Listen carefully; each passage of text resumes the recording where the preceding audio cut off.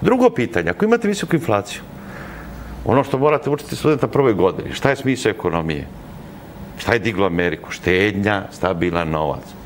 Ako imate inflaciju, narod juriša na potrošnju, ona sama sebe hrani. Kako vi možete sada situaciju napraviti? Da onaj ko je srce ekonomije, to je štediša u nacionalnoj valuti, ako imaš nacionalnu valutu, koja onda hrani investicije i kredite, da on bude namagačen i kažnjen. Da je on potpuno lud čovjek ako je danas hipotetički uložio 100 nečega i mogo je da kupi za to auto, dogode uz kamatu 6%, on ne može da kupi ni bicikl. Znači, srce ekonomije je ovdje ranjeno. To niko neće da kaže. Iako je dinar u poslednje vreme postiže, da tako kažem, rekorde, očigledno... On aprecira prema evru. Niko još uvijek ne veruje tom jakom dinaru. Zato što vi imamo unilateralni transfer novca, odjednom ni iz čega dođe 1,5 milijardu evra od Telekoma pa od ovoga.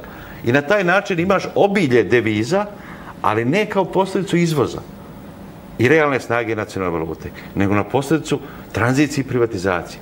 Kako u jednoj zemlji, je li tako, koja ima probleme u svim robama, u svim proizvodima, nema ništa konkurentno da lako možemo izvesti u svijet, a imamo novac koji jača u odnosu na evro, recimo. Kako? To je pitanje postaje sebi svaki čovjek. Jel imate neko logično objašnjenje? A imam ja objašnjenje. Pa objašnjenje je zato što si ti dobio privatizacione prihode koji tebi hrane, stvaraju veštačku ponudu evra koja se dešava sada i nikad više, ali sutra kad to stane i kad stignu ovi dugovi, vi nećete imati evra da platite te dugove i odjednom će doći do eksplozije.